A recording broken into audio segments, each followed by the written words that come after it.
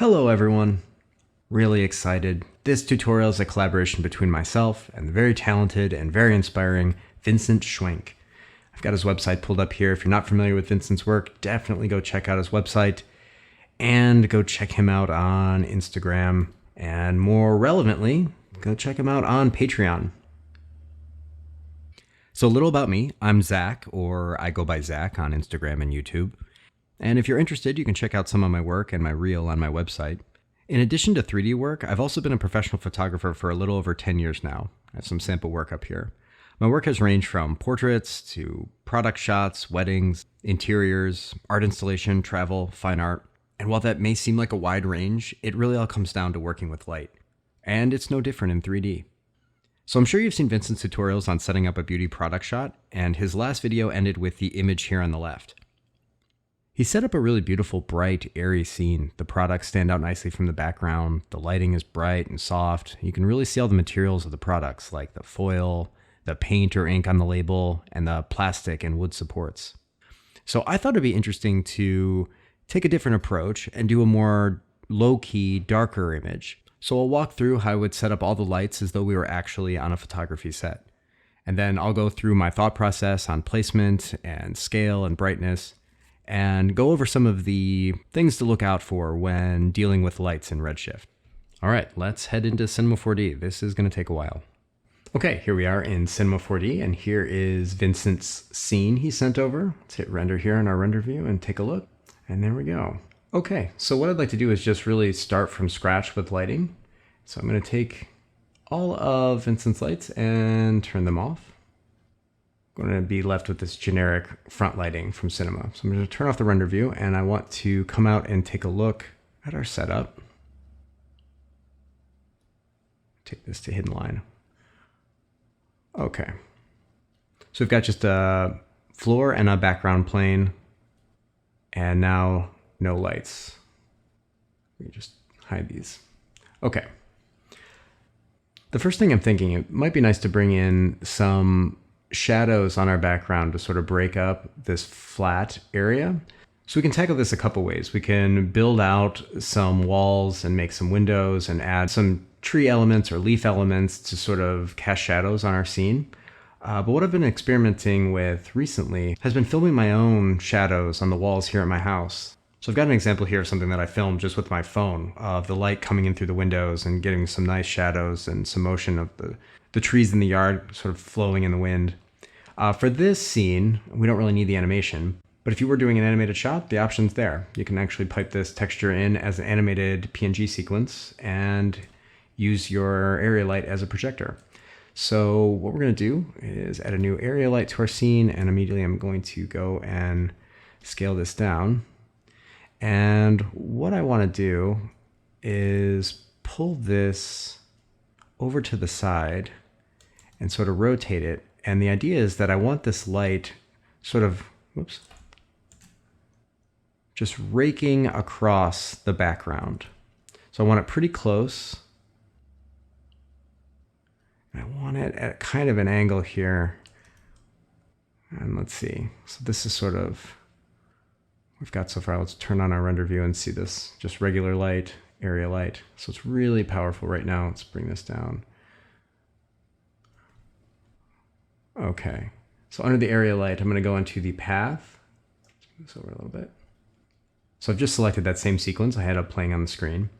And under animation, we can go mode, and you can do simple, loop, or ping pong back and forth. For instance, I can just go to simple, and then you can go to detect frames, and it'll automatically detect the start and end frame. You can actually set the frame rate here, but under the general tab, what we need to do in order to see this is set our spread down very low. So as you can see, if we set our spread to 0, we're sharpening up this image. We can use this light as a projector. So right now I want to take a look at how this light is being projected. So let's move it down. Here we go. So I kind of want to have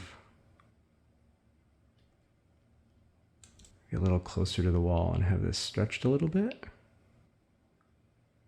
we can sort of frame this up. So right now I'm just looking at how these shapes play with the shapes of our light, play with the shapes of our products. We're going to put some rim lights on these. So really what I'd like to do is set this up so we have some nice contrast between our foreground and our background. And I'm going to pull this over and maybe bring it up a little bit and maybe angle this down so a little bit more of an angle. I'm really looking at the way these products are placed, so it would be kind of nice to bring in some of the same angle. So this light is sort of giving us this diagonal background element. So before I go any further, I'm going to take this down. There we go. All right, let's name this background projector. Okay, we might need to tweak this a little bit more as we go forward, but yeah, like maybe we do want a little bit more angled.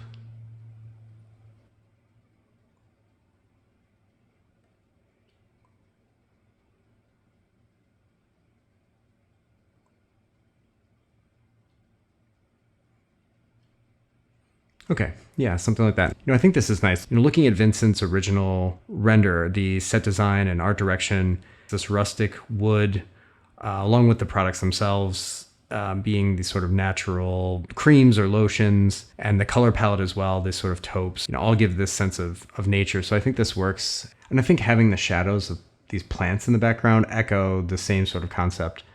If this was a product shot with something more techy, like a phone or a laptop, this might not necessarily work, and maybe something more geometric would be a better fit. But I think this works nicely with this setup.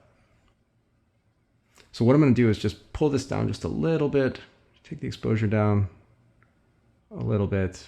We just want it to be kind of subtle. The next thing I'm going to do is just copy this same light. I'm just going to hold down Control and move this over. And whoops, I'm going to rotate it. And another trick here is to go up to cameras and then use camera, set active object as camera, and now we can see through it. So what I want to do is just come over here and center and give my objects the sort of same dappled light as a starting point. So we can see here I'm kind of getting some nice lighting on my main products. I'm gonna go ahead and try to find a pretty good angle. And what I'm doing is focusing on the products themselves. I'm not so interested in getting a lot of light on these wooden posts right now. Just kind of want to pull this in. And this is especially important if you were going to turn this into an animation. I think it's nice to have this sort of light flowing from the background and also have this sort of fluttering or flowing light on the products themselves. I think it can kind of look a little bit jarring if only the background has this element, although it could work as well. But I think this is sort of nice to just pull it in and keep it feeling part of the same scene.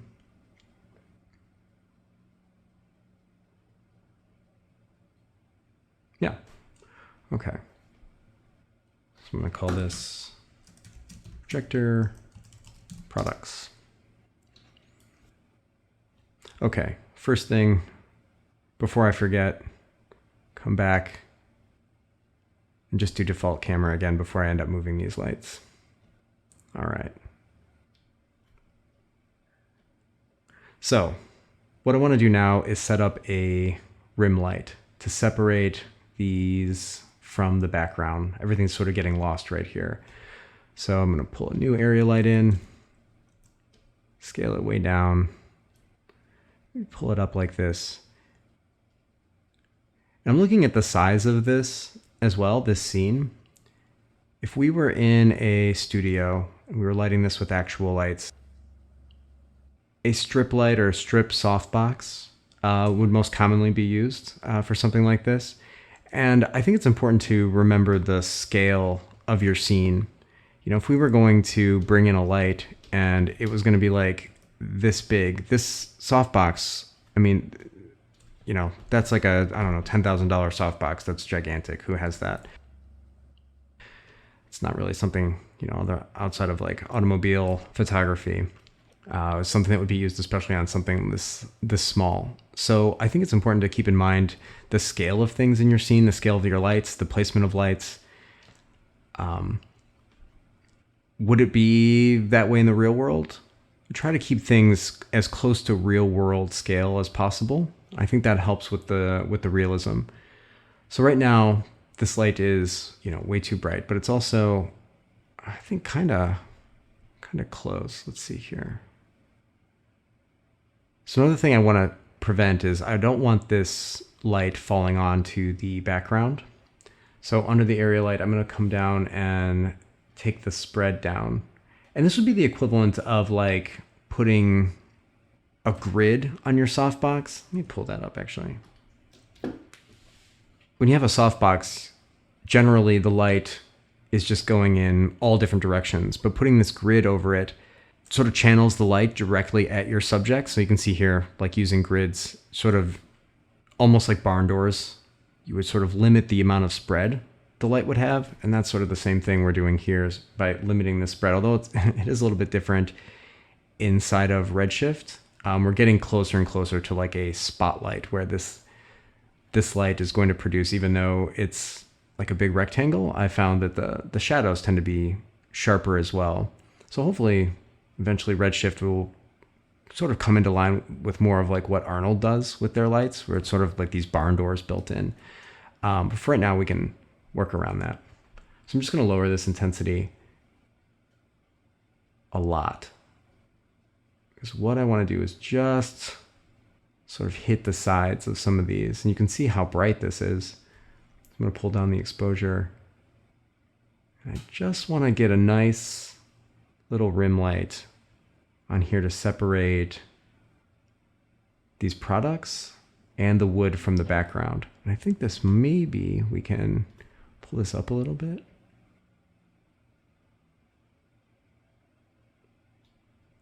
Might want to make it a little taller. Okay, yeah, you can see this, how much this does to separate the products and these foreground elements from the background. This nice separation here. So we're going to want to do the same thing on the other side. This is sort of blending into the background. We want to separate like this area in here. Any place that, if you squint, you're starting to see like a blending. Like in this area, we're seeing like this is all sort of blending together into darkness. This is sort of blending together here with this lighter area of the background. There's no definition down in here. So let's hold down Control and copy this light over.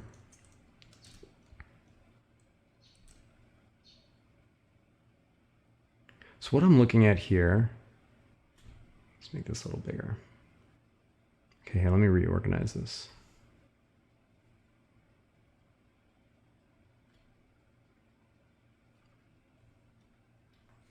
Okay. Okay, so what I'm looking at here is the way this highlight hits this lid. And what I'd like to do is move this even further back so we're right on the edge and it falls off going forward. Let's move this closer and angle it a little bit more. I'm going to make this a little bit wider so it's more of a square than the other one. Let's see here. Okay, so that's nice. Hey.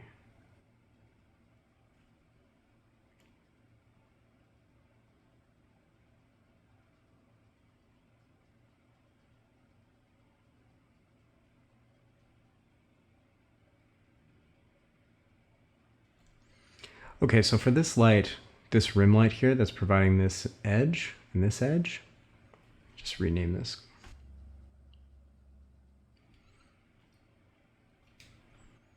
Okay. So for this left rim light, what I'd like to do is ease this fall off so it's not so harsh. Actually, we can maybe even bring this a little bit wider.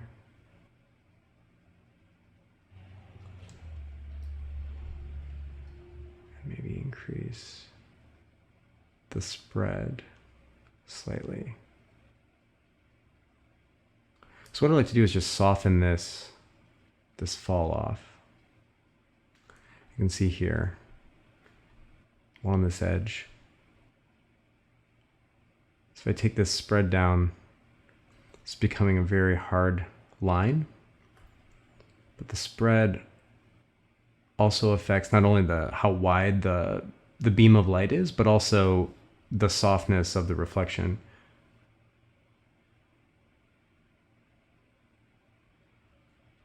I just want to take maybe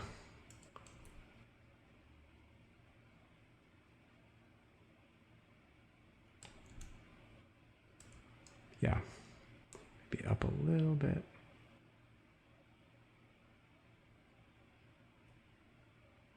Okay. It's going to be like little tweaks here and there, but I just wanted to move the background a little bit. Just the way it interacted with the highlights here. So I kind of want to play off this sort of dark and light. So this edge here, this highlighted edge is a little bit more contrasted with the dark of the projection behind it. So I wanted this to fall more in the shadow. Same with this. So bring up this darks in the background so there was more contrast here on the edge. Now, one thing I'm noticing is that there's this foil on Vincent's package design. You know, a lot of effort went into these elements. This print package design is really key. So we want to highlight these things. So all these debossed foil, the different materials, and you can show on Vincent's original rendering. Like this is super nice. We've got this glossy material contrasted against this more matte blob, and this reflection here highlights the difference between these materials perfectly. So we can see that this is different than this material. So these little elements here, they really go to show the high-end package design of these products. So any element like that should be highlighted and really show the care that went into making and producing these objects. So this area right in here, we want to make sure that this reads as this green foil. And right now, we're not really seeing any difference between the left and the right side. So this could just be, a bright green spot, not necessarily foil. So what I'd like to do is block some of this light that's hitting this foil. And if you're on set, on a photography set, what you do is set up a flag. You'd have probably a C-stand with a piece of cinefoil or something on it, or some sort of foam board in front of this to block the light from this softbox. So what we can do is just kind of do the same thing. We set up a plane. I'm going to set this to Z+ and scale it way down. I want to put it right under the left rim light and reset the PSR so we can see it pop right into the center of this light. So if I move this over and sort of scale this up, we can see what this does. It's sort of blocking the reflection. But if you notice, that's happening here in the lid and also in the foil. But if we bring this down, should start to see it. Scale it down.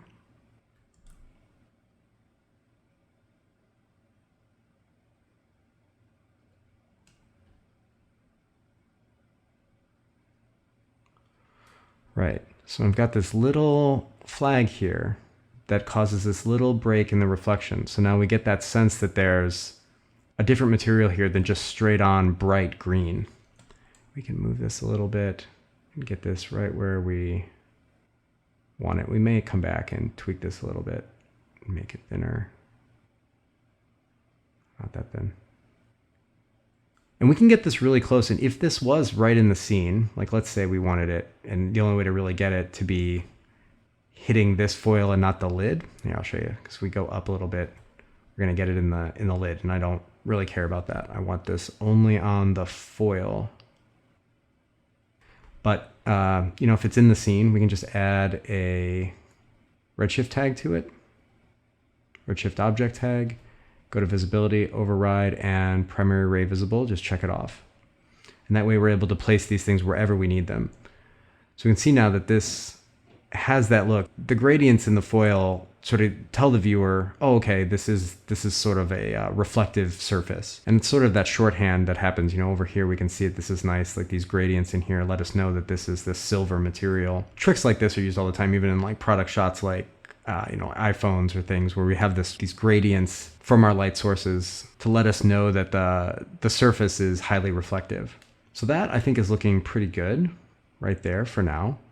So I'm just going to sort of scan over the scene here, and I think one thing we need to focus on here is getting some light onto these posts. These were chosen for this scene. We need to maybe not make them the star of the image, but we need to know what they're made out of, and we need to know that they're there. So right now this is very confusing. We're not sure like what these objects are.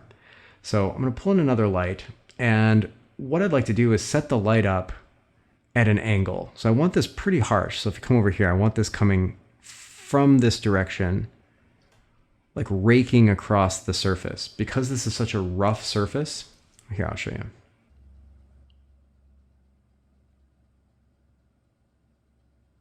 Right, so if I move this area light back and scale it down a little bit, we're basically putting this kind of right in front of the camera, and turn on a render view and turn on the light. Right, just need to take the intensity down.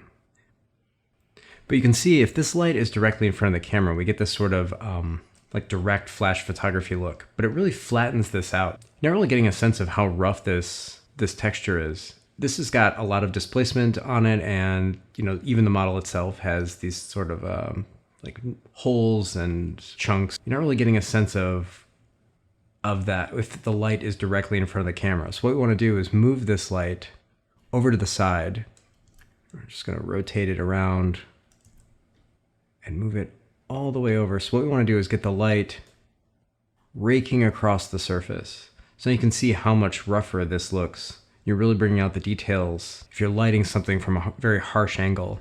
Let's go back into the camera and use active object as camera. You can see here how we can just see the face of these, and that's showing in here where we're just getting the light coming across the front of each of these wood planks. But what I don't really care for is how this is lighting our scene pretty evenly and lighting these wood planks from top to bottom. So let's hop out of this, go back to our regular perspective view. And I'm going to make this light kind of a long soft box, and let's kind of rotate it up at an angle and come back in and make this more like a spotlight. I'm going to take the spread down, so we're just going to hit the tops of these wood planks. We'll take the spread down even more. See, we kind of get this stripe of light across the surface. Now it's getting to be way too bright, so I'm going to take this and then decrease the exposure. I'm just going to adjust the angle of this a little bit, and let's bring it up and angle it down. What I'm looking at here and what I'm liking about the placement of this light right now is the shadow that it's casting from this little jar. And we're getting some of the separation between this wood plank and the product. So that's kind of nice. I think we can make this just a little bit bigger. So we kind of get more light up here and some light a little bit lower. But I kind of like this fall off because really we kind of want to center our focus around the center of this image, and really we want our eye to focus on these products. So if it gets darker towards the bottom, that's fine. We want the most contrast in our scene to be up here with sort of this triangle. We're going to focus on the text on this tube and the text here, Vincent's name, and here. So we want these to be focal points, with I think this one the main focal point. So we want to focus our attention here. But if this gets to be too bright, or these areas here, because there's so much contrast, we've got this white wood with a black background, and all these shapes that are forming in here in between these sort of negative shapes in between the products and these wood planks, that's going to draw our eye down into this area. So we want to kind of even this out. So right now I'm just going to take the level down even more. Just want to get a sense of the material, what this is made out of. But we don't want it to dominate the image. Okay, what I do want to look at, let's turn off all the other lights except for this fill light. I think I want to get a little bit more light on this front plank.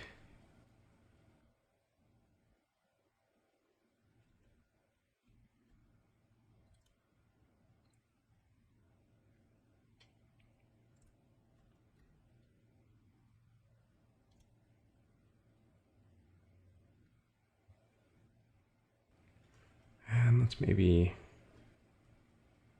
try to increase the spread just a little bit.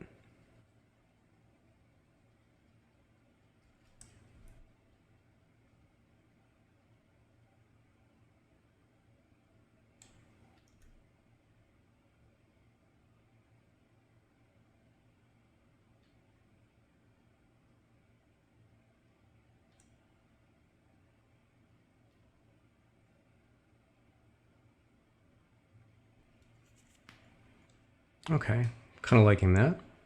All right, let's turn our other lights back on. So I think now would be a good time to take a look at this material. So this worked really well in Vincent's high key shot to have these wood planks be pretty light, almost a white. But I think in this scene, we want to bring these back down to kind of match our background color, which kind of want to darken that up as well. So we can either take the light intensity down in the background, we can try that, or we could bring the material color down. But let's start with the light intensity. Maybe something like that. And then for the wood, looks like this is a Megascans asset with the diffuse color piped into a color correct. And Vincent has increased the gamma and lowered the contrast and the saturation on this to get this white look. If we pipe this directly into the diffuse color, we can see the original, which is way too saturated for what we want, way too red. So we're gonna keep this color correct in place, but tweak it a little bit. So I'm just gonna take the gamma down, and I'm gonna take the saturation down as well. And what I'm looking at here is just something to kind of match this background color, because what I'd like to happen is these, we sort of get a sense of what these are, but I'd like it, if you squint your eyes, these kind of blend in with the background. We want our main products to stand out. So if these planks in the background are around the same tones, that'll allow the tubes and the jar to be the main focus. I'm gonna bring the saturation down. Maybe it can come up just a little bit, but maybe the gamma comes down a little bit more. Yeah, maybe something like that. Now these are starting to blend together. Okay, yeah, I think that helps a lot. Okay, so looking over this image, we need a light to brighten this area up. We need a light on the brand name of our product here. We need some more rim light for our lid here, and maybe some more rim light on our foil label. And we also need to differentiate this aluminum tube from the background. Right now, if you squint, it almost looks like the tube here is floating above the cap. So we want to bring in some highlights along these edges and just let the viewer know that this is a shiny aluminum material. Okay, so first of all, let's name this light before we get confused.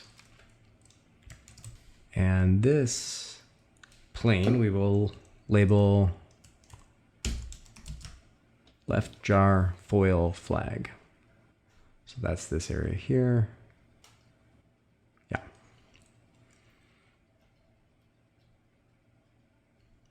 All right, so let's make a new area light and scale it down. And we'll move it back in space. We want this to stand out. And this, let's zoom in on it. This tube is kind of twisted in a way where maybe we want our light coming from this angle right here. So what I'm going to do is go back to cameras and use camera, set active object as camera. And now I'm going to rotate around and we'll get this lined up where we want it. So maybe something like this.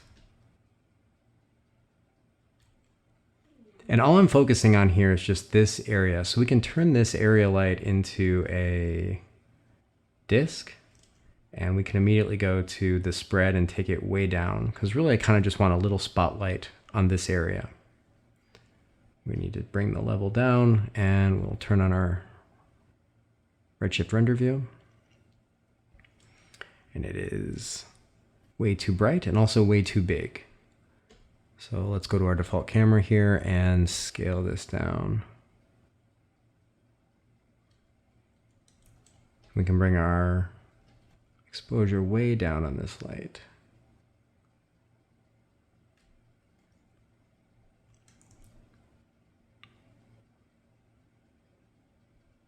Okay, I still think it's too big. I just want to focus on this light. Let's go back and use it as a camera again.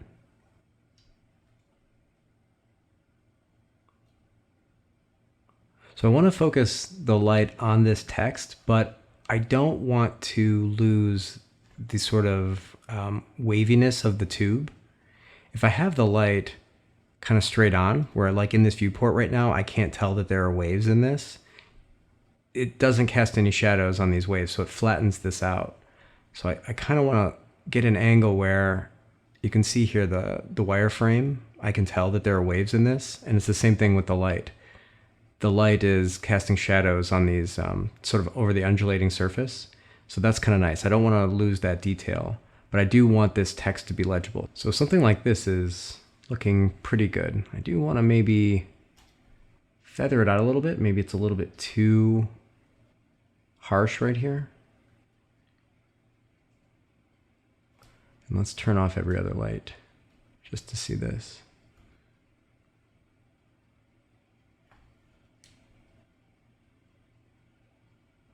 Go back to our default camera, and I think we can get away with scaling this down a little bit and then making it a little bit softer. Yeah, maybe something like that. Okay, let's turn on the lights. Yeah, okay, we'll leave that for now. Turn this off and name it.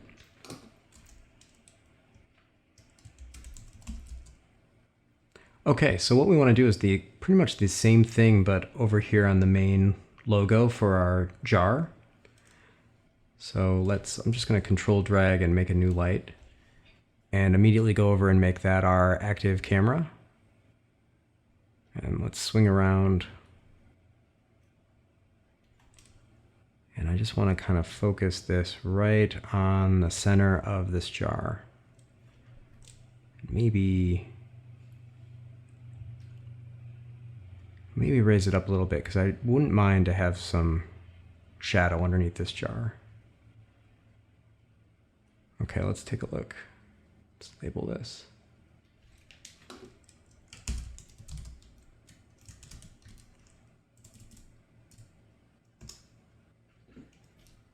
Okay, that's not bad. Let's tweak this a little bit though. I kind of want this to be a little bit more focused on just the type. So I'm going to rotate this a little bit. Up.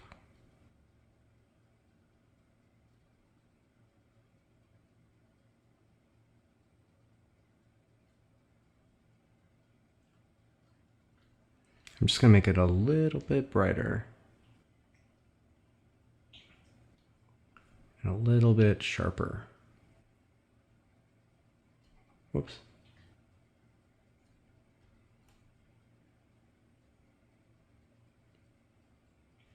And I also like that this is catching this highlight on this debossed foil section. and then really drawing our eye to the typography here in the center, this logo area. So let's see what it looks like with all the other lights on. I think we can come a little bit further around the center. Let's go back here. Maybe if we...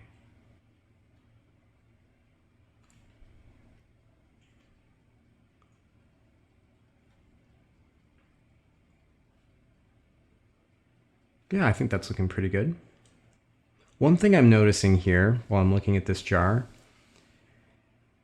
I'm not liking how harsh this light is falling off here on the lid. So there's a couple things we can do. We can either go back and make that light, give it more of a spread. So that is the left rim light, I believe. Let's turn it off. Yes. So we can either increase the spread, but it's pretty high already. So I think a better option would be to go up and add a shader graph. And here we go. Okay, and under the color, I want to add a ramp.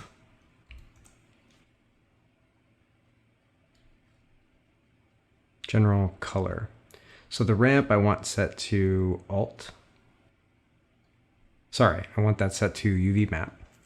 And I believe we want horizontal. And I want white in the center, but I want it to fade to black on both sides. So that's going to be the left side. This is the right side. So you can see this as I drag this slider over. We're getting this further and further, kind of sort of eating away at the light.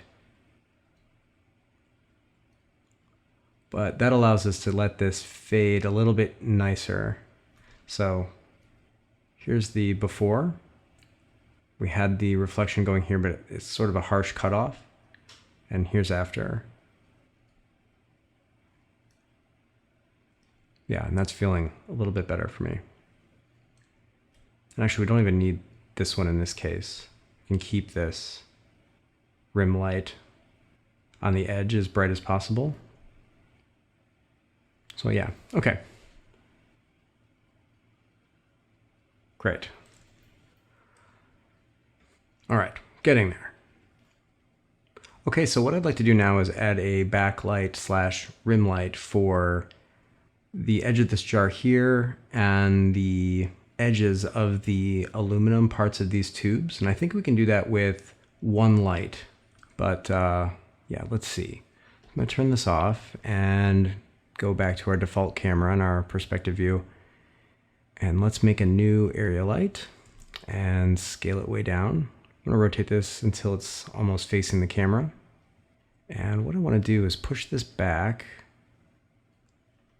behind all these elements. I'm gonna kind of rotate it towards this, the edge of this jar. Let's make it a little smaller. Let's see. Yeah, maybe somewhere around there. So let's see what that looks like. Okay, not bad, very bright. Let's knock down the intensity a little bit. Bring it way down. And we need to move this over because I want to get this section in there as well. Looks like we need to extend this, make it a little bit wider, maybe bring it back. So I think we can have this do all of this at once. Lower it. I'm gonna lower it down, looking at how far down on the edge of this jar it's hitting. And I also don't need so much light coming in on the tops of the wood planks. Maybe just a little. But this is still way too bright, so let's knock down the exposure a bit. Okay, that's not bad, but what I'm seeing here is how uniform this is. So this is like pure white and then black and then pure white. And the same thing here. We're getting this fall off to be pretty abrupt. So I kind of want to do the same thing I did on the last light. So I'm going to stop this and let's name this center backlight. And let's go to add shader graph.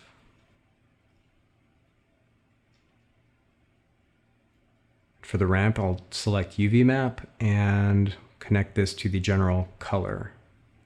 And I believe we want this to be horizontal. And let's take a look.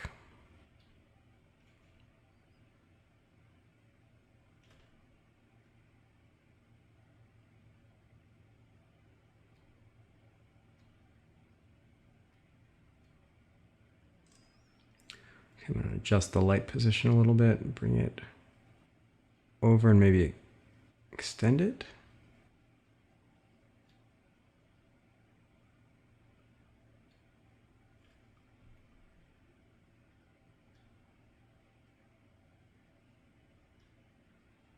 So another thing we can look at here is the spread as well. So we're making this light a little bit sharper, but it still has this gradient on it. So we should be able to pull these in.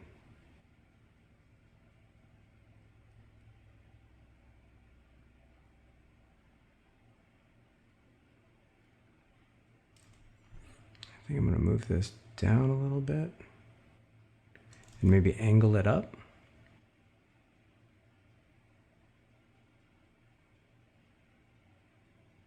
I think it's still way too bright, so I'm going to drop the exposure even more.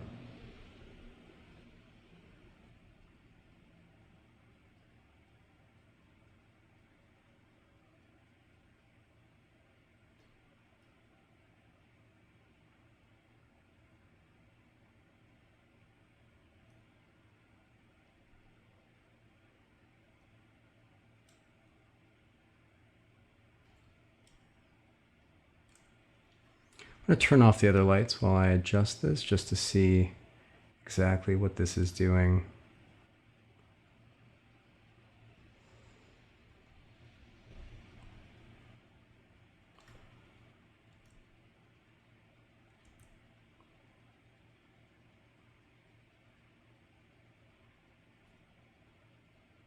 So I'm liking that a little bit better.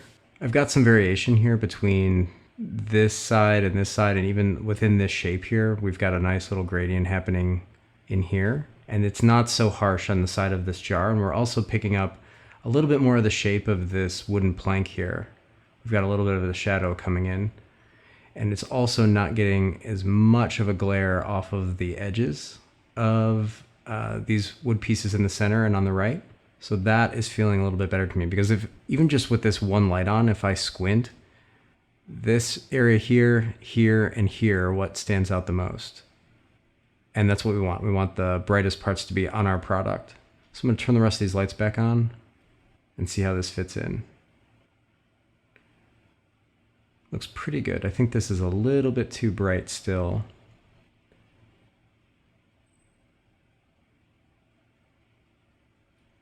Let's take the intensity multiplier down a little bit. I'm going to bring this edge back using the ramp. A little bit more. Okay, good. While we're working on this area in here, another thing I'd like to do is brighten up the area just above the cap. I feel like this area in here could use a little bit of something to reflect. And we can either do that by another area light, but I think in this case, it doesn't need to be very strong. It can be pretty subtle. So what I think we can do is use a plane.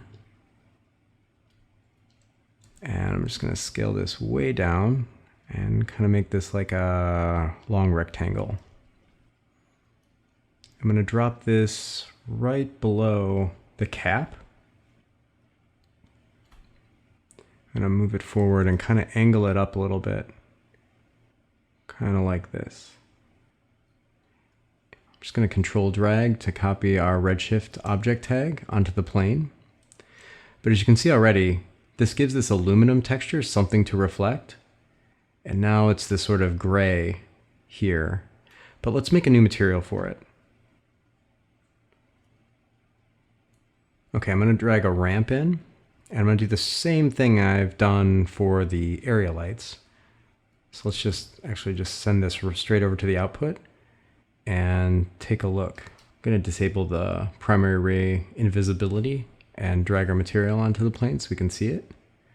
So we want to change this to horizontal and do the same thing. I want some fall off on both sides.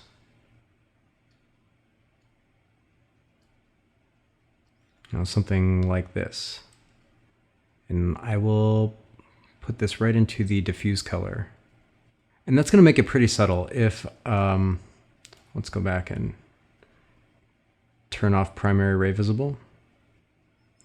You can see here, we're giving that something to reflect. And we can make this even more narrow. We also don't want this plane to cast shadows.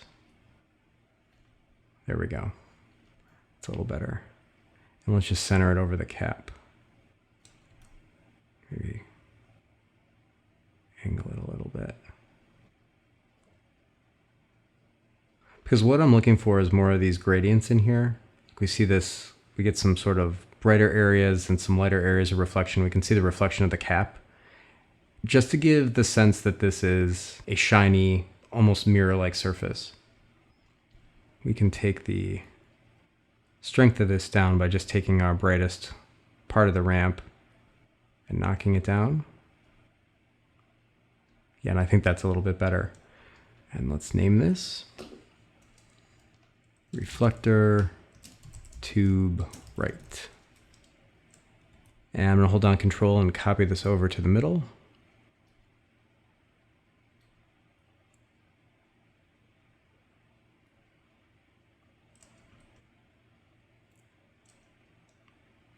I'm just adjusting this so I can see the areas right next to the reflection of the cap fill in.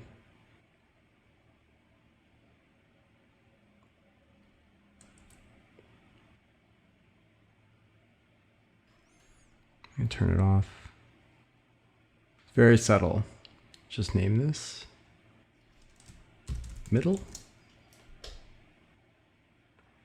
It's looking okay, but I do want to go back into the main light we have on our products. We have this projector products light. We'll turn off everything except that one. And that's where we're using our image to project sort of a gobo on top of our products. And I think this could be a little bit, let's try this a little bit sharper. And let's set our camera as the active object. Let's try to adjust this a little bit because I would like to get a little bit more light onto these.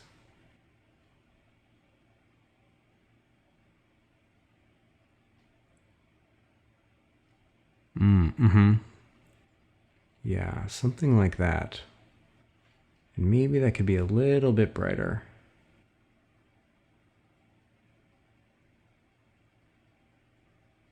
Yeah, I think that's going to do a better job for us. Now, I am noticing that on this foil, these are giving some kind of some blown out highlights. So what we can do is go into the ray tab of the light and turn down the glossy contribution, and that will kill off some of those a little bit, so it's not so harsh.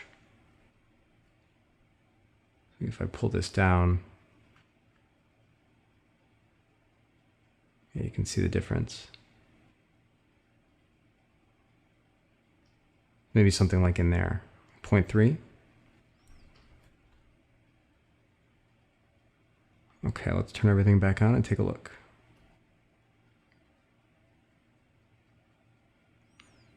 Yeah, that's feeling a little bit better for me. And I think our background light is still a little bit too bright. So I'm going to come in and knock this down a little bit. Yeah, okay. It's feeling a little bit better. All right, next I want to focus on this right tube, which really hasn't gotten much attention yet. One of the things right now that needs some help is this shadow area here. What I'd like to do is get a little bit of light in there because we do have some more text in here and a nice foil detail that I'd like to highlight. So I'll turn this off. Oops. Always do this.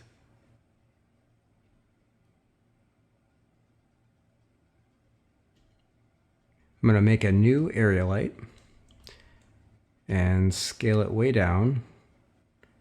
Maybe something like this. Kind of make it wide. I'm going to pull it back a little bit and bring it up. Maybe like there. And let's go in and use this as our active camera. And I think what we want to do is kind of come in and I want to project the light right in here, right in this shadow area. Now we need to lower our intensity. Let's turn this on. Right, so as you can see, this is lighting up everything in our scene. So let's come back down here and take our spread way down. So this is more like a little spotlight. And let's move this so we can get some light in there. And it's still too bright, so let's take this down a little bit.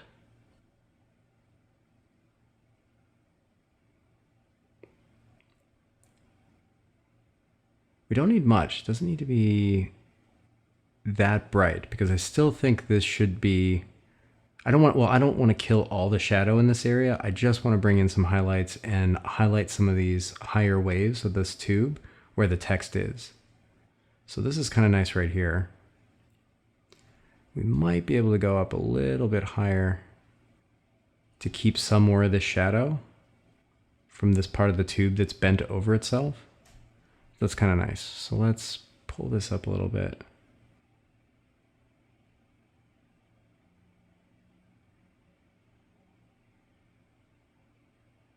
Okay.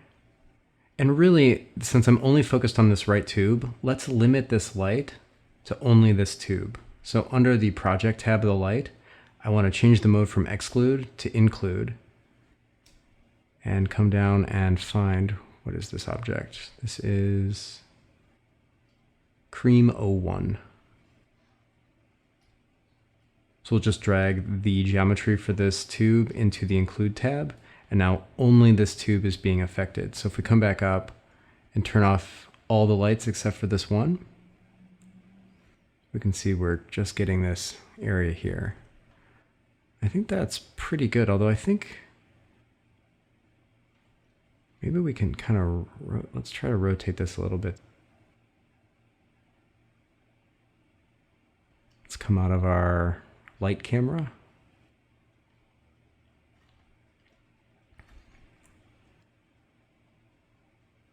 A little bit of glare here on the edge is okay, but before when this light was so wide, it's really blowing out, and that's just going to be added on top of all the other lights in our scene, so I don't really think we need that. So let's pull this in a little bit, and we can get just a little bit on there. Try to rotate this a little bit.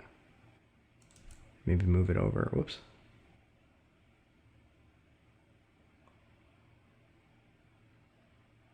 Yeah, I think that's looking pretty good. So we still have the shadow where this is folded over, and we had some really nice highlights here, and the way this falls off and in these wrinkles is nice.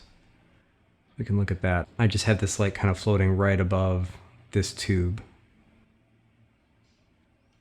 Okay, let's turn all the other lights back on and take a look. Yeah, so that's looking good. So another area here I want to add some more detail is in this foil right in here. I think we can add another little light in here just to reflect. So we can either go a light or another one of these sort of reflection cards.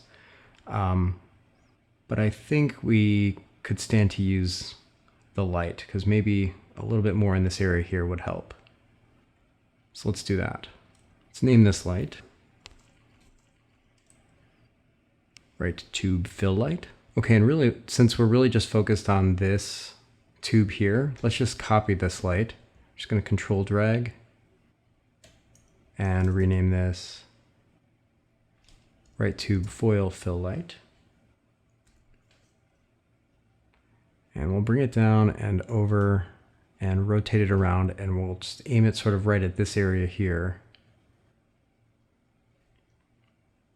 So what I'm looking at here, if I look kind of where the camera's looking, I'm going to bring this light down, and I want this to be where this, if this was, since this is like a mirror, we need to place this light where the camera is going to see it. So let's just turn this on. And we just need to find the right angle where this is going to be reflected where we want it.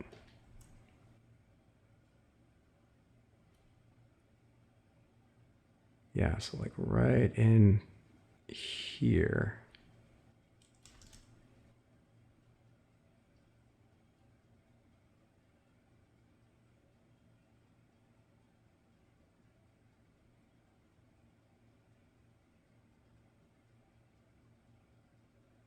Okay, so I'm liking the reflection here, but this I don't like. So let's try to get rid of this.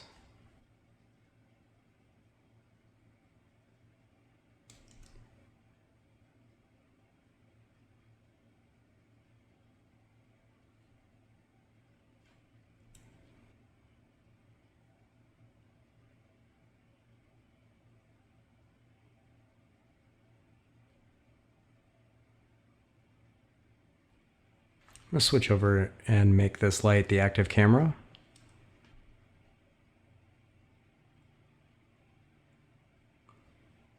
See if I can't get, what I'd like to do is get, yeah, sort of this happening and maybe not so much this down here. Let's move this around.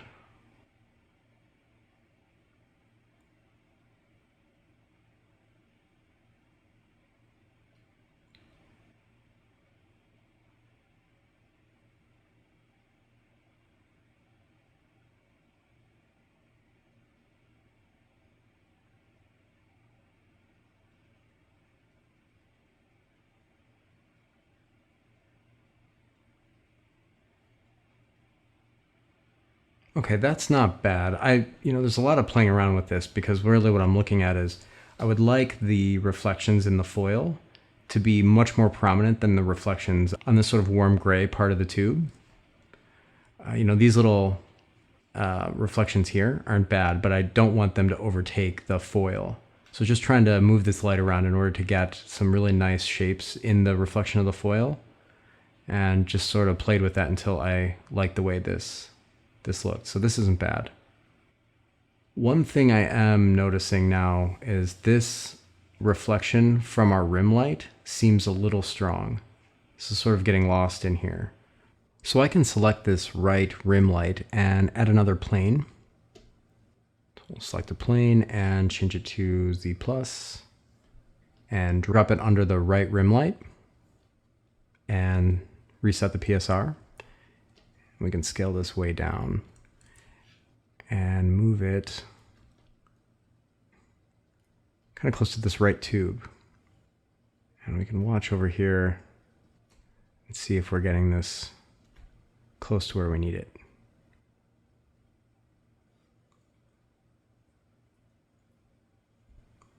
So as I move this further away, you can see if I'm getting really close to the tube, it's blocking it completely. As I move this further away, you can see it kind of helps with that reflection in this area. And it's just a matter of getting this placement where we need it.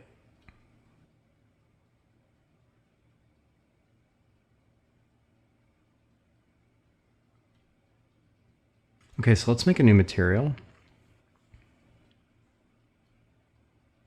And let's call this scrim. Okay, and under the material, let's go over into overall. And for opacity, let's bring this to like 80%. And let's apply that to the plane. So this is before and after. We can make this maybe a little bit bigger.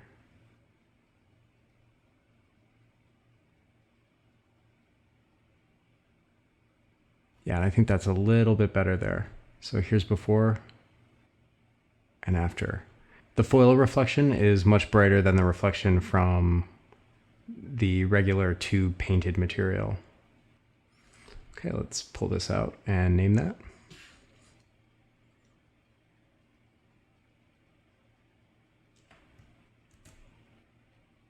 Okay, so right now I think this right tube is looking pretty good. One thing on this center tube I'm noticing is that if I pull up the original render, you can see Vincent did a great job here of highlighting the difference between these two materials. He's got this sort of blobby matte shape that's overlaid on top of this much shinier surface. And the reflection of the softbox above highlights the difference between these two materials. So I want to do the same thing here. So like I've done in this area, I want to replicate that. So let's go over and tackle that. So I want to do that with another softbox or area light right up above. So let's turn this off and add a new area light, scale it down. And immediately I'm going to turn this into a disk. And let's rotate it almost 90 degrees and lift it up. Whoops. And we're going to want to focus on this area right in here. So we want the reflection to be right in here, which is right here on the middle tube. So let's move this light over and go back in and use this as a camera. And we want it to be right in here. Let's go to our area light and take the spread way down and take our intensity multiplier way down. We know it's going to be too bright. So let's hit render. Okay, pretty close. I think we can scale this light up. Let's make it bigger. And maybe take the spread up. There we go. I want to get this shape right in here. Let's maybe make it a little smaller and take the spread back up just to soften it a little bit. I think maybe I can make it even smaller. Let's go back to the default camera and take a look. So we can raise it up or scale it down or both. So I think something like maybe a little bigger.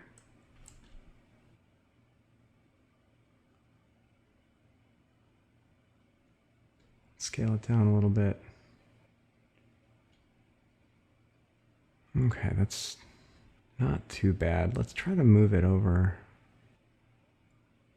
Scale it.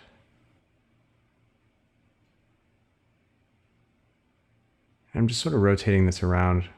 I get it at a interesting angle here to sort of highlight some of the shape of this bent tube and the difference between these two materials. So we're getting close.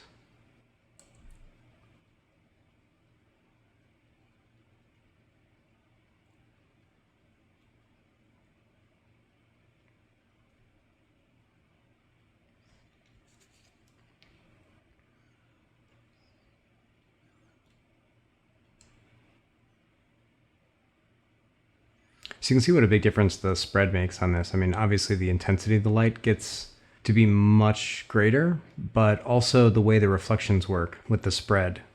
This almost becomes like a point light. So the reflection gets to be very small, even though it's still a big, seemingly like a big area light. That's something I don't really like. I don't think that should happen. I feel like the reflection, if this was a softbox, let's say, the area of this softbox would stay the same, so the reflection should stay the same. So there is this sort of push and pull with the spread to get the reflections to mimic the actual shape of the area light in the viewport. So it's a little bit, I think, sort of counterintuitive. I don't really think that should be the case. I don't think the reflection should get smaller because I've made the area light this big. So it should stay, the reflection should stay that big. So what I want to do is I don't need to light the whole scene with this huge softbox. So I do want to limit it to just the middle tube. So I'll set the mode to include under the project tab and drag in just this tube here, which is cream 2. So if I disable this, see the before and after. And what I don't really care for is how much light is hitting the top of this. So maybe we can add another scrim or flag to the top to limit this. So I feel like this is kind of getting blown out. So let's add another plane and drag it under our light and hit reset PSR and change it to Z+. So that way it's in line with our area light. And let's see how well this works. So we need to include this plane in the area light, I believe. That is going to make a difference. Whoops.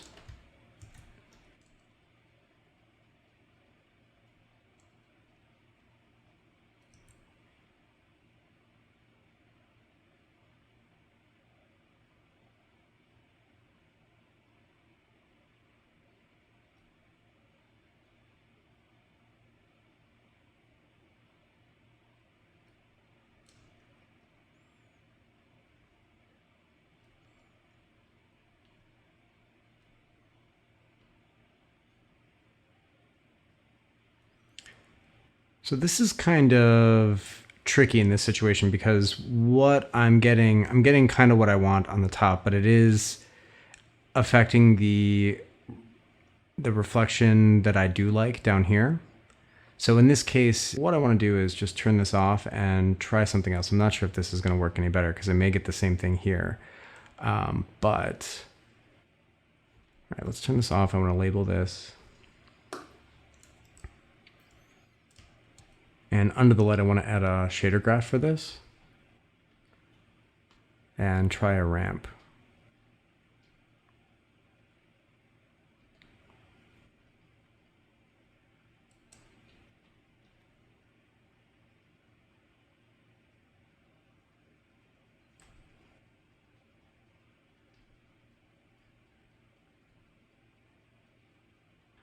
So this is doing the same thing here, and I think it's just because of the shape, the way I have this light placed, and it's just the shape of this tube, because this part of the tube is pushed out. Zoom in here. So because this part of the tube is pushed out, so the reflection, the top of our light that I'm blocking is being reflected here, so that's sort of eating away at this area. So because this shape is so wavy, it's going to be difficult for me to get a light block in here to block out the top while keeping this completely clean. So I'm going to just delete this ramp.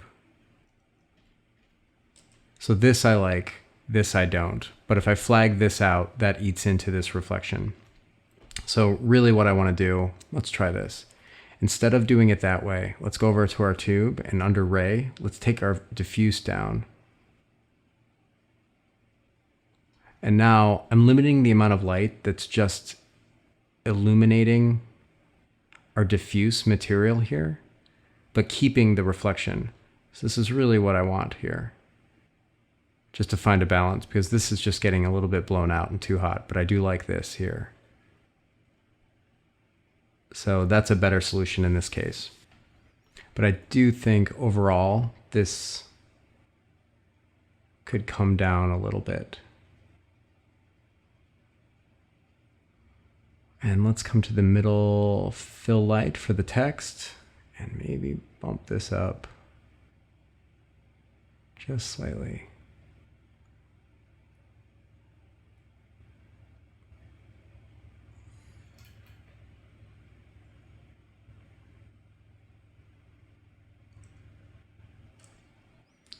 So I'm just going to play with the spread of this middle tube reflection light and see if I like it a little bit more extreme, not so soft.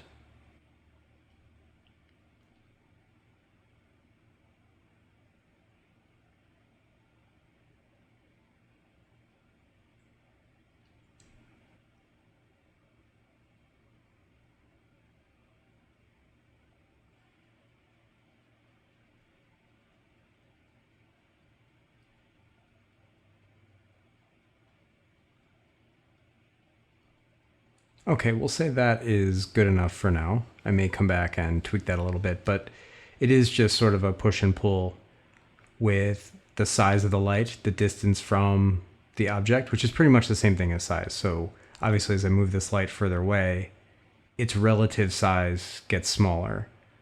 So you can see it's like the reflection is getting smaller and smaller. But if I move this closer, the relative size of the light gets bigger. And so that concept is used all the time in traditional photography. As you move a softbox much closer to your subject, the size of the light source gets bigger, and so the light seems much softer. The shadows become softer. So a big softbox put up right close next to a person's face is going to provide light that wraps almost all the way around the face. So you get very little shadows. The softbox is lighting so much of the subject.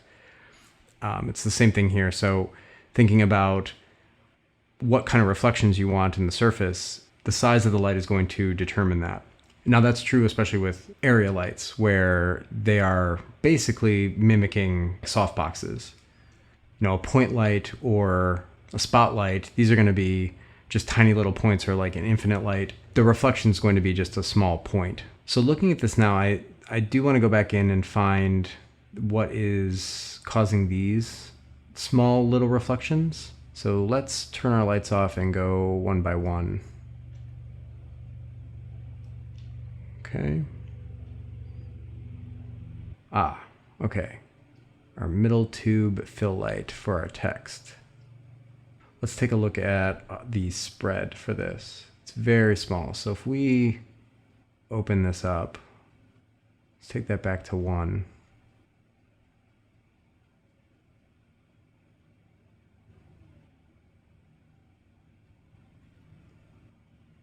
So let's take it back. Let's undo.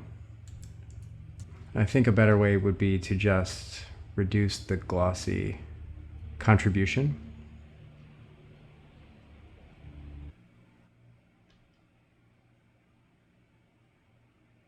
Let's use our camera as the active light. Maybe come up a little bit. I just didn't want that harsh reflection right on the arrow. Just thought it was kind of distracting that light, that reflection landed right on that. But I still want that light to be raking across these folds, or these ripples in the tube.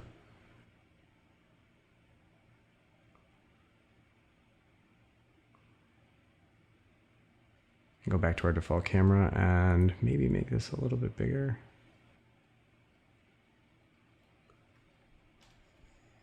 Okay, let's solo this light and see what we've got.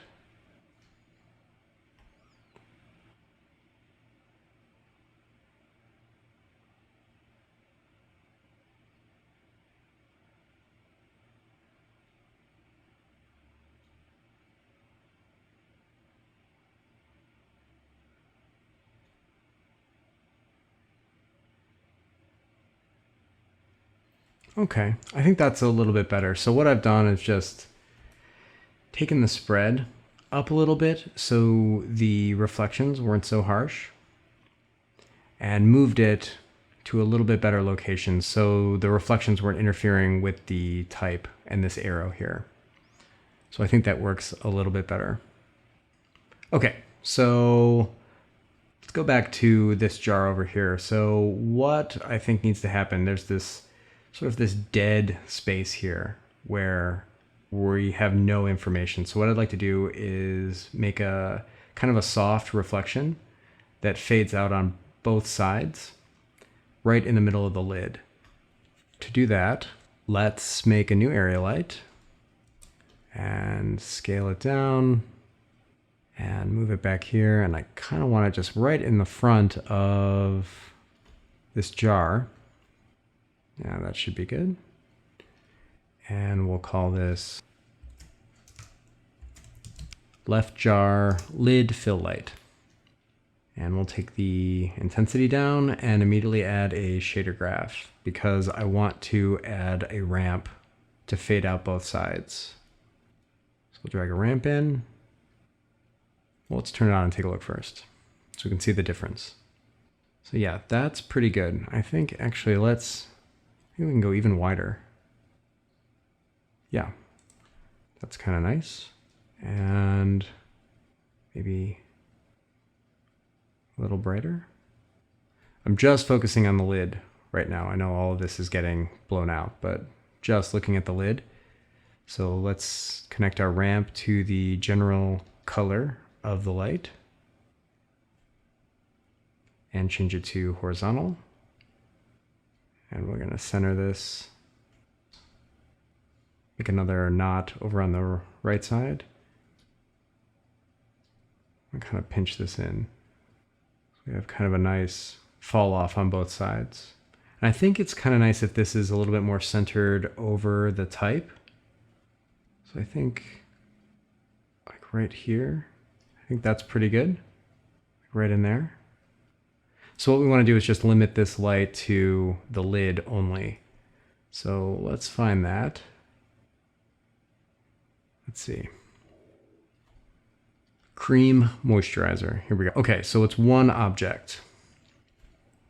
No problem. So let's go in. It looks like there's a tag here for the label, base, and black base. So get black base to make that. Double click it to make the selection. Okay. So what I want to do is hit U, P for split.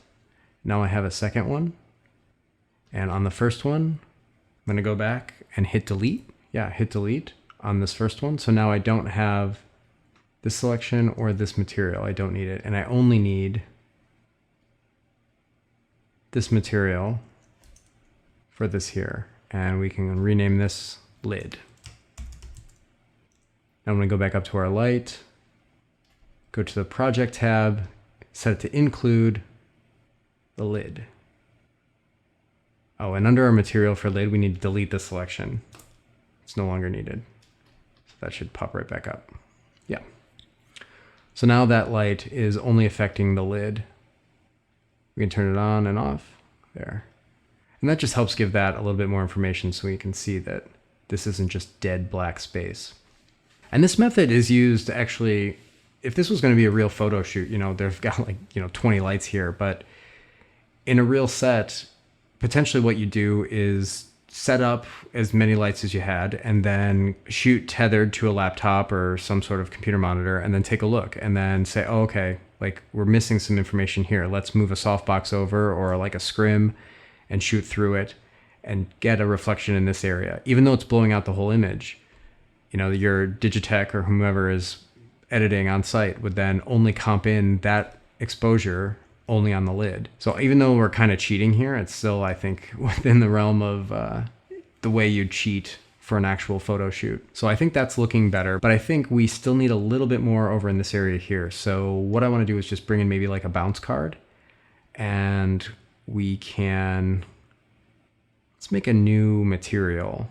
Let's make a new one of these. Let's make this a little bit brighter. So we're gonna copy this over. We're gonna call this first one gray bounce, and this one's gonna be called white bounce. And for the white one, we just wanna increase this middle knot. So let's add a plane right in here to add a little bit of light and fall off onto the lid and onto the label. We'll go up and add a plane.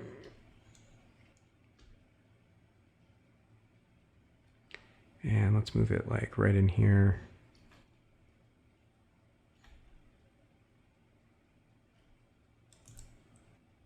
And apply this material to it.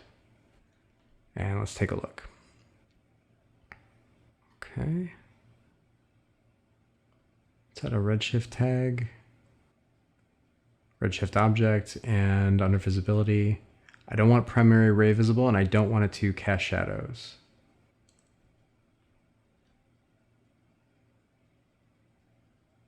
So right now I'm just looking at the foil here, and that's doing a good job of adding some detail into that foil, but I'm a little concerned my ramp is going the wrong way. Let's see here. Let's turn on primary ray visible. Yeah. So let's just rotate this around. So I want it this way. And we'll make that taller. Great. Now we can turn off primary ray visible and scrunch this down a little bit. And that helps that read as foil. That nice gradient in there. And now it's doing a little bit less on the lid than I'd like. So I think we'll come in and add another light there. But I do want to duplicate this and do the same thing over on this foil. So I'm just going to control drag over here and move this.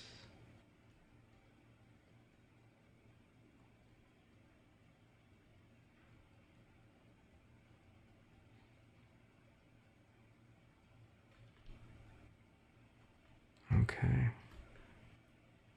Let's make this a little bit more narrow.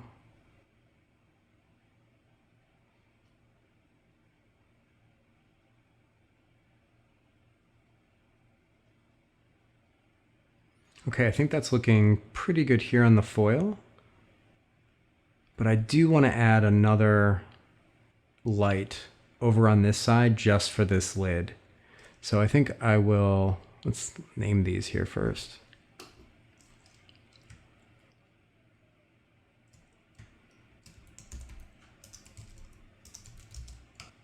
You can see before and after. I think what I want to do is get this to be a little bit brighter. So I'm going to copy this material and I'm going to call this bright bounce. And I want to add this ramp into the overall emission color. And let's take the emission weight up and add this to the silver foil. So we're getting a little bit bigger reflection in that.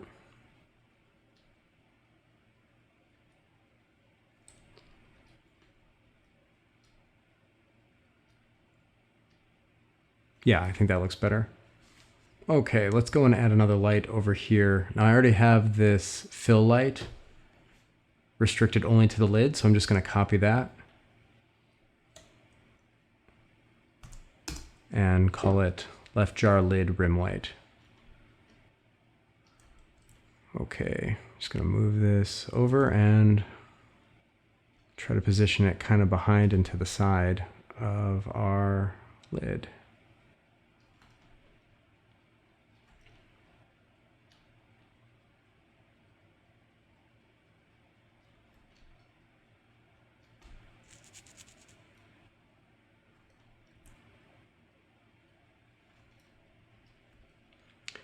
I think what we need to do is just take the intensity down.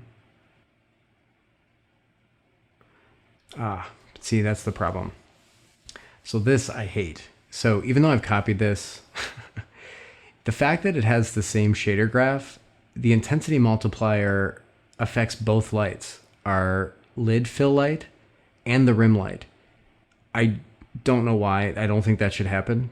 I think we should be able to adjust the intensity multiplier separate from the shader graph. So I'm going to go to I'm going to undo this and go to our fill light. No, I'm sorry. We're going to go to the lid rim light, select the light and say remove shader graph. No, I'm not. I'm just going to go up and delete this. There we go. Now the shader graph stays on the original light and is no longer on the rim light. Okay, so I need to make a new shader graph for this rim light. Not ideal. If I'm missing something there, somebody please let me know in the comments. That seems nuts.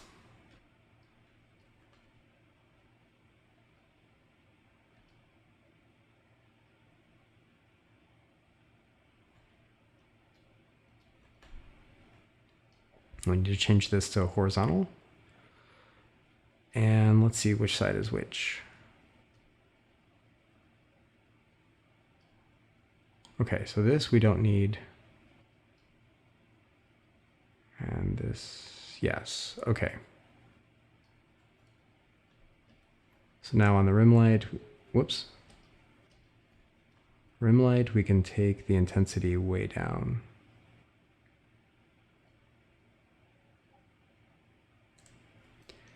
And this here, I think I just want to move this light up. Yeah, there we go.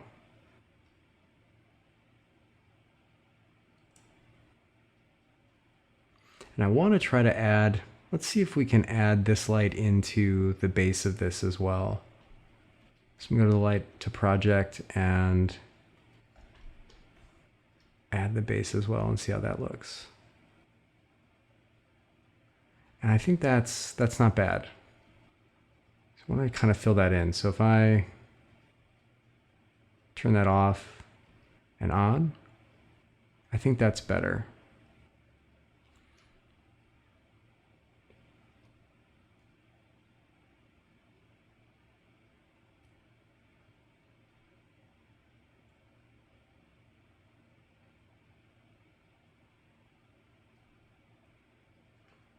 Right, so that's really just all reflection. Let's take this down even more.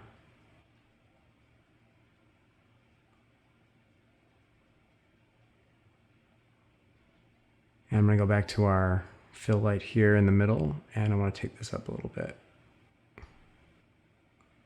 Maybe not that much.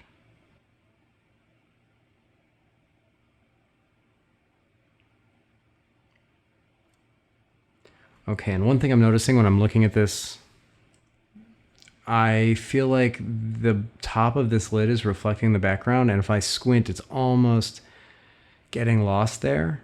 So what I want to do is pull another light and just do a really subtle kind of fill light on the top. So I'm going to copy, let's see if I can do this. Hold down Control, make sure I'm copying this. There we go.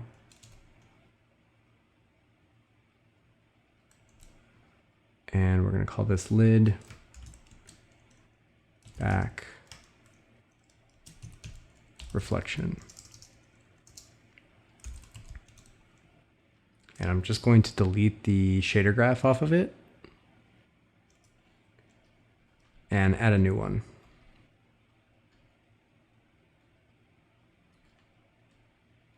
And in this case, I think we do want it to be vertical.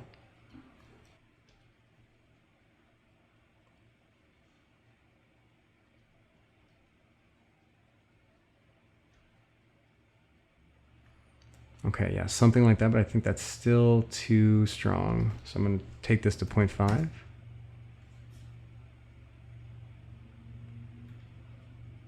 Maybe bring it up. Nope.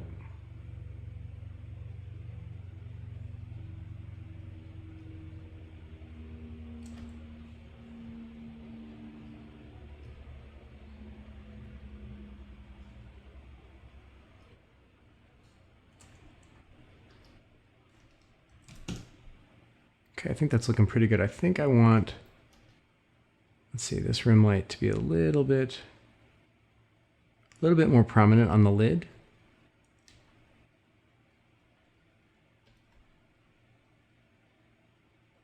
So I'm just going to undo that, and I'm going to copy this.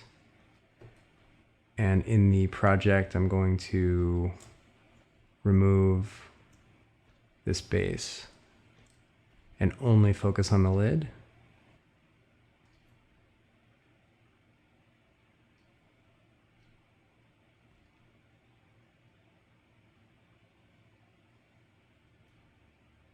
Okay, I'm just trying to balance between the two. I do want a rim light here, but I think I want it a little bit more on the lid, and I think that's looking better. So that sort of fills in that lid. So before, see if I can go back,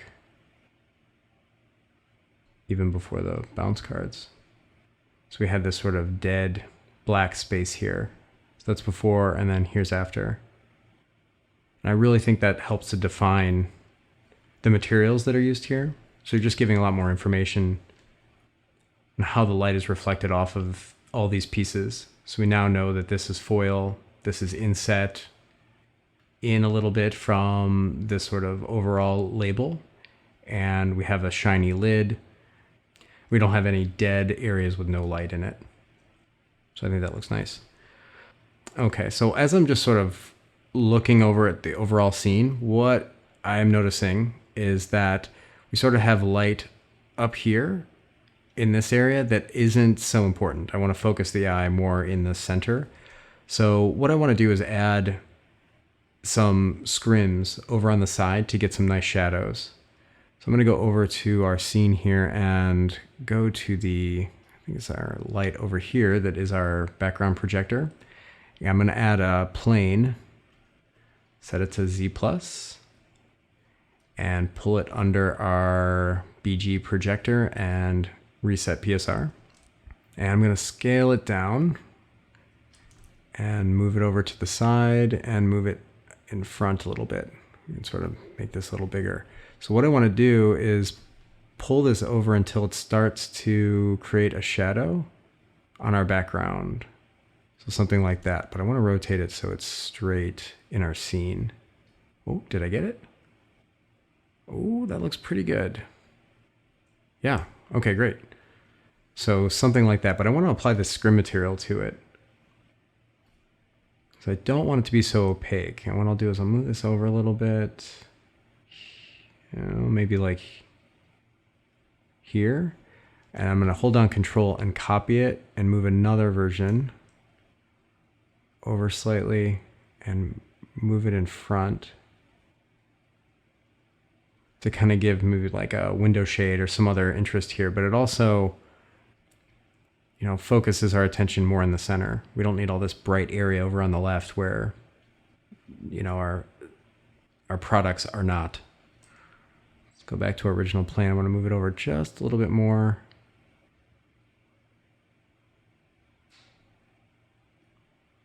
Whoops. Yeah, maybe something like that. So I feel like that feels much better. So now we're sort of, there's something blocking our eye from just traveling right off the frame. And that helps focus our attention right here in the middle. So another thing I think, let's try here. So I don't know if it really matters, but there's this bottom plane here that, let's see if it's contributing anything to our scene. If we turn that off, you can see the difference. Like, so here's with this on, this plane here has the background color on it, and all of our lights are bouncing off of this card. We have GI turned on. You can see how much light it's contributing to the scene. So I feel like we can leave it on, it's not bad, but I think there might be a better way to, I don't really have much control over how much is contributing, like how much fill light is bouncing up into the scene. So I think it might be better to turn this off. And that way we have a little bit more control over how much fill light we introduce. And we can do that by creating a new dome light and just calling this dome light fill and just taking the exposure way down. So now we have a little bit more control over how much fill light is in our scene, and it's not coming from the ground plane, which also has a material applied to it. We can control the color of this much easier. So for instance, if we did want sort of a blue tint, which I don't really think we need in this scene, but if you wanted to sort of fill in the shadows with a little bit cooler, you could. But I don't, like, I feel like in this situation, what we're seeing would be more like an interior scene, and because of this, these sort of natural elements, I think sort of a warmer tone works better. So I'm gonna leave this just plain white and use just the color of the background plane as our main color. So another thing I am noticing that I think would be nice, this area is feeling a little bit, just maybe a little bit flat. I feel like maybe we can add another little light over here just to add some reflection over on the edge. So let's do that real quick. And I also think maybe there's just too much fill light in this area. This is kind of getting washed out. I think we can up the contrast in this area. So let's do that real quick.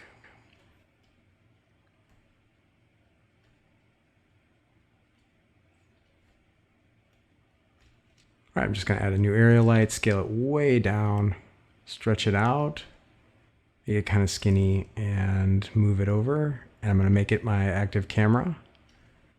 And same thing, just gonna go over to the side and sort of focus it right in here. And we'll get out of this and go back to our default camera. And I think scale this way down. And we turn this on. We're probably gonna have to lower the intensity quite a bit. Yes. So I think we need to move this even further back. More like a rim light. We'll just rotate it around a little bit.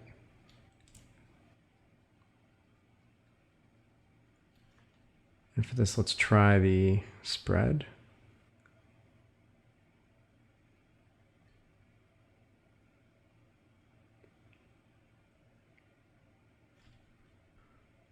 Okay, let's see how much that's contributing. Yeah, I think I like that. I think that just adds a little bit more to this area, just to, I don't know, but without it, it seems like this material kind of gets lost and it seems really flat. So I think that adds something there. So back to the middle fill for this text. Let's make it the camera and see where it's pointing. It's right in here. All right, let's solo this. Let's try to make this, let's see. This may introduce a little bit more of those reflections that I didn't like, but let's see.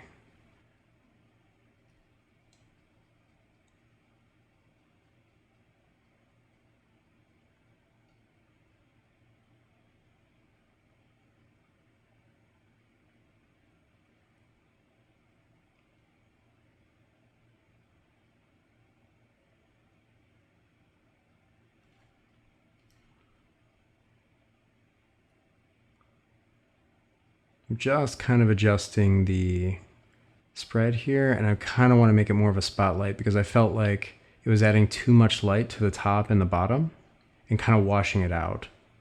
So I think now it's a little bit more focused only on this area here, but the intensity needs to be brought down.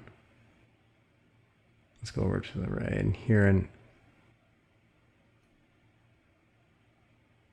yeah, I think adjusting some of these, because I don't want to blow out the green in this area.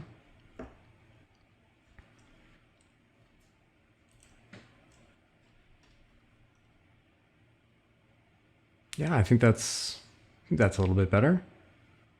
It's looking okay to me. And I think for the fill light, or dome light fill, this can come up just a little bit. Not too much. So I think it's kind of nice to have a little bit more fill than you think you'd need here. And that way in post, you can go back in and add contrast where you need it. You know, like a vignette in this situation would help out to just draw your eye into the center here. And you could also do like a fall off from the bottom up, sort of like lower the exposure from the bottom here. I mean, we don't need these bright areas going all the way to the bottom. So this can kind of be, you know, darkened maybe with a curves layer and with a layer mask. And then coming back in and just making, you know, these three areas here the most contrast, but having the information here. We want to make sure we're not like crushing any blacks or losing out on any information. But I think we're in a pretty good spot. I'm gonna look it over here and see. It's looking pretty good. So one thing I will mention, so in areas like this with this foil, highly reflective areas can get overexposed very quickly. There's a couple of things. If you wanted to get close to your final render just within Redshift, there's some things you can do here right with the color controls and photographic exposure. We can tick this on and use the allowed overexposure. You can see this will automatically bring down these highest highlights right in here. And that's, you know, one way to take care of that. But this does clamp everything. So if you're going to render out an EXR, for instance, to do comping later on, this probably isn't the best way to go. So in that case, what I would do is probably set up a custom AOV for these foil areas. And I can show you that real quick. If we find, I believe it is this. material here. Let's make this a little bit bigger. So this here, if I put this directly to the output, this is the layer mask that's being used for a material blender, and the material blender is blending between the normal material and this material here with the foil. So this is all foil. So what we want to do is set this back to output. Let's go over and search for AOV and store color to AOV, pull that out.